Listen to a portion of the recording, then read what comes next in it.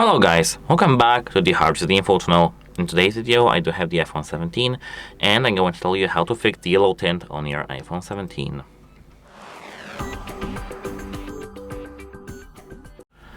The first thing you have to do is to open the settings. Here, scroll down to the accessibility and now tap display and text size. Now scroll down a little bit to color filters. Now if you do have it enabled, as you can see, it can change slightly your colors in your device.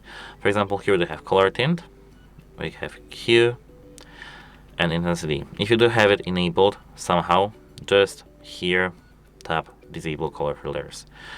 Apart from that, if you did have this option disabled, you can scroll down to the control panel and find yourself this, as you can see, brightness slider. If you don't see it here, you have to hold your finger in the background and tap add a control. Here, scroll down till you see brightness, tap it, and as you can see, it's here. So now you have to hold your finger in the background and disable true tone.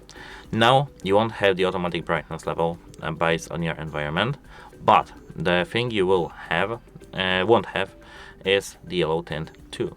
So yeah, it's because sometimes your iPhone is changing slightly the tones of your display here based on your environment and based on the lights that are everywhere, etc., etc.